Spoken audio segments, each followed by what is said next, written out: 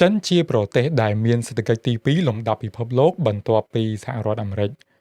នៅក្នុងប្រទេសចិនយើងឃើញមានហេដ្ឋារចនាសម្ព័ន្ធជាច្រើនកម្មវិធីអវកាស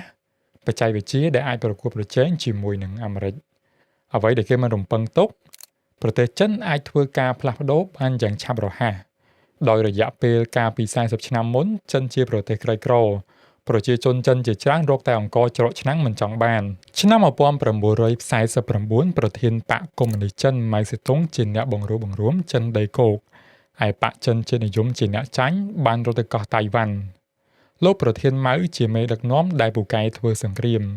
គាត់បានយកឈ្នះទៅលើបកជាតិនិយមតែគាត់មិនពូកែអភិវឌ្ឍប្រទេសឲ្យរីកចម្រើនរុងរឿងអីនោះទេលោកប្រធានម៉ៅបានដាក់គោលនយោបាយមហាលោតផ្លោះ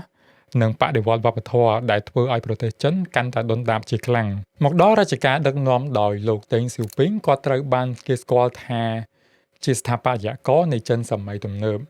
គាត់នេះហើយដែលធ្វើឲ្យប្រទេសចិនរីកចម្រើនដូចជាសពថ្ងៃឆ្នាំ1979លោកតេងសៀវពីងបានធ្វើដំណើរទៅដល់ប្រទេសសិង្ហបុរីដើម្បីសិក្សាពីភាពជោគជ័យក្នុងការអភិវឌ្ឍប្រទេសឲ្យជឿនលឿនដូចជាប្រទេសសិង្ហបុរីលោកបានឃើញនៅក្នុងចំណុចស្នូលនៅក្នុងការអភិវឌ្ឍប្រទេសឲ្យរីកចម្រើននោះគឺជាប្រព័ន្ធមូលធននិយមប្រព័ន្ធមូលធននិយមគឺអនុញ្ញាតឲ្យបុគ្គលឬក៏ក្រុមហ៊ុនមានសិទ្ធិកាន់កាប់ទ្រព្យសម្បត្តិជាជាងរដ្ឋាភិបាលជាអ្នកកាន់កាប់ចំណែកឯតម្លៃទំនិញសេវាកម្មកម្លាំងពលកម្មគឺត្រូវកំណត់ឡើងដោយទីផ្សារផ្ទាល់មិនមែនកំណត់តម្លៃដោយរដ្ឋាភិបាលប្រព័ន្ធនេះបានជួយប្រទេសជាច្រើនបានចាកចេញពីភាពក្រីក្រនិងរីកចម្រើនបានយ៉ាងឆាប់រហ័សដូចជាប្រទេសជប៉ុនកូរ៉េខាងត្បូងសិង្ហបុរីឬក៏អាល្លឺម៉ង់ជាដើមត្រឡប់មកពីប្រទេសសិង្ហបុរីវិញលោកតេងសៀវពីងបានសាកល្បងប្រព័ន្ធសេដ្ឋកិច្ចមូលធននិយមនេះនៅក្នុងទីក្រុងសិនចិនខេត្តខ្វាងតុងប្រទេសចិនតែនៅក្នុងប្រព័ន្ធនយោបាយវិញរដ្ឋាភិបាលចិនបានក្តាប់អំណាចបានយ៉ាងណែនលោកតេងសៀវពីងបានកំណត់យកទីក្រុងសិនចិនជាតំបន់សេដ្ឋកិច្ចពិសេសពីព្រោះវាជាប់ជាមួយនឹងហុងកុងដែលជាទីតាំងដែលមានសេដ្ឋកិច្ចធំហើយតំបន់នោះជាតំបន់ពុំសូវមានការអភិវឌ្ឍដើមឡើយជាភូមិដែលមានប្រជាជនប្រមាណជា 30,000 នាក់តែប៉ុណ្ណោះនិងជាកន្លែងនេសាទត្រីតំបន់នេះក៏នៅឆ្ងាយពីទីក្រុងប៉េកាំងផងដែរប្រសិនបើមានការមិនសប្បាយចិត្តពីក្រុមបកកុម្មុយនីសនៅក្នុងតំបន់នោះវានឹងមិនប៉ះពាល់ទៅដល់មេធំដែលកំពុងអង្គុយកៅអីនៅឯទីក្រុងប៉េកាំងលោកតេងបានសាកល្បងប្រព័ន្ធនេះម្ដងបន្តិចប្រសិនបើរូបមន្តនេះបរាជ័យវាប៉ះពាល់តែតំបន់មួយតែប៉ុណ្ណោះនឹងមិនអាចធ្វើឲ្យប្រទេសទាំងមូលរលំបានតំបន់សេដ្ឋកិច្ចពិសេសសិនចិនអាចថាជាទ្វារមួយដែលចិនបានបើកចំហទៅកាន់ពិភពលោកដែលតំបន់នេះមិនមានច្បាប់សាមញ៉ាំ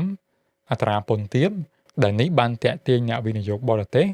បង្កើតជារោងចក្រថ្មីនិងការងារជាច្រើនកន្លែងសម្រាប់ប្រជាជនចិន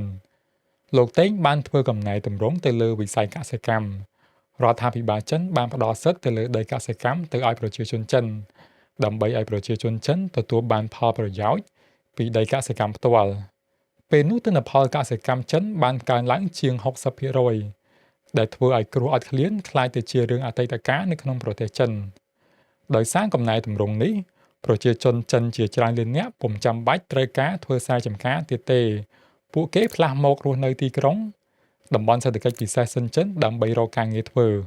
អ្នកវិនិយោគបានសម្រុកយកលុយទៅរកស៊ីនៅឯប្រទេសចិនដោយសារតែកម្លាំងពលកម្មទាបក្នុងការដំឡើងនិងវេចខ្ចប់ដោយនេះផលិតផលរបស់អ្នកវិនិយោគមានតម្លៃទាបនិងប្រកួតប្រជែងជុំវិញពិភពលោកឧទាហរណ៍ជាក់ស្ដែងដូចជា iPhone ត្រូវបាន Apple រចនានៅអាមេរិកតែត្រូវបានតម្លើងនៅប្រទេសចិនដើម្បីកុំឲ្យទូរស័ព្ទមានតម្លៃថ្លៃពេកប្រជាជនចិនរាប់សិបលាននាក់ក៏មានប្រាក់ចំណូលប្រចាំខែមកពីកម្លាំងពលកម្មហើយពួកគេបានយកលុយទាំងនេះទៅចាយនៅក្នុងវិស័យផ្សេងៗទៀតដែលធ្វើឲ្យវិស័យទាំងនេះរីកចម្រើនហើយបង្កើតការងារជាច្រើនកន្លែងនៅក្នុងប្រទេសចិនរូបមន្តនេះបានជោគជ័យយ៉ាងខ្លាំងនៅក្នុងទីក្រុងសិនចិនហើយគេបានចម្លងរូបមន្តជោគជ័យនេះទៅដាក់នៅក្នុងទីក្រុងជាច្រើនក្នុងប្រទេសចិននៅក្នុងឆ្នាំ1990ប្រជាជនចិន 80% រស់នៅក្រោមបន្ទាត់ភាពក្រីក្រ30ឆ្នាំក្រោយមកតួលេខដដែលបានធ្លាក់ទៅដល់0បើយោងទៅតាមស្តង់ដាររបស់ធនាគារពិភពលោកចន្លោះឆ្នាំ1980ទៅដល់ឆ្នាំ2010 សេដ្ឋកិច្ចរបស់ចិនជាមធ្យមបានកើនឡើងលើស 10% ជារៀងរាល់ឆ្នាំដែលធ្វើឲ្យរដ្ឋាភិបាលចិនអាចប្រមូលពន្ធបានយ៉ាងច្រើនសន្ធឹកដែលអនុញ្ញាតឲ្យលោកទៀងសៀវពីងអាចផ្ដោតសំខាន់ទៅលើការធ្វើទំនើបកម្មវិស័យកសិកម្មឧស្សាហកម្មការពារជាតិនិងបច្ចេកវិទ្យាក្រោយមកចិនបានពង្រីកកងទ័ពជើងទឹកយ៉ាងខ្លាំងដោយបានបង្កើតក្រុមនាវាចម្បាំងជាច្រើនក្រុមដើម្បីងាយស្រួលធ្វើប្រតិបត្តិការយោធាជុំវិញពិភពលោកនិងកំពុងពង្រីកមូលដ្ឋានយោធានៅក្រៅប្រទេសដូចជាប្រទេសជីប៊ូទីជាដើមកម្មវិធីអវកាសរបស់ចិនដែលមានដូចជាស្ថានីយ៍អវកាសធានកុងសម្រាប់ការស្រាវជ្រាវផ្សេងៗនៅអវកាសដែលចិនបានសាងសង់វាឡើងដើម្បីអាចប្រកួតប្រជែងជាមួយនឹងស្ថានីយ៍អវកាសអន្តរជាតិ International Space Station ដែលបានសាងសង់ឡើង15ប្រទេសរួមគ្នានៅពាក់កណ្ដាលឆ្នាំ2026នេះចិននឹងបង្ហោះយានអវកាស Chang'e ទី7ទៅឋានព្រះច័ន្ទដើម្បីសិក្សាស្រាវជ្រាវប៉ូលខាងត្បូងរបស់ព្រះច័ន្ទនិងកសាងមូលដ្ឋានអចិន្ត្រៃយ៍នៅទីនោះនៅពេលសេដ្ឋកិច្ចនិងកម្លាំងយោធារឹងមាំឥទ្ធិពលការទូតក៏កើនឡើងទៅតាមនឹងដែរចិនជាប្រទេសមួយដែលមានតួនាទីយ៉ាងសំខាន់ក្នុងបណ្ដាប្រទេសជាសមាជិក BRICS ដោយគោលបំណងកាត់បន្ថយការពឹងផ្អែកខ្លាំងទៅលើប្រព័ន្ធច្បាប់ពិភពលោកនិងប្រព័ន្ធហិរញ្ញវត្ថុដែលដឹកនាំដោយសហរដ្ឋអាមេរិកនយោបាយការបរទេសចិនជាមួយនឹងពិភពលោកវិញគឺចិនមិនទាមទារអ្វីច្រើននោះទេចិនចង់ឲ្យប្រទេសដែលមានទំនាក់ទំនងការទូតជាមួយខ្លួនកុំទទួលស្គាល់កោះតៃវ៉ាន់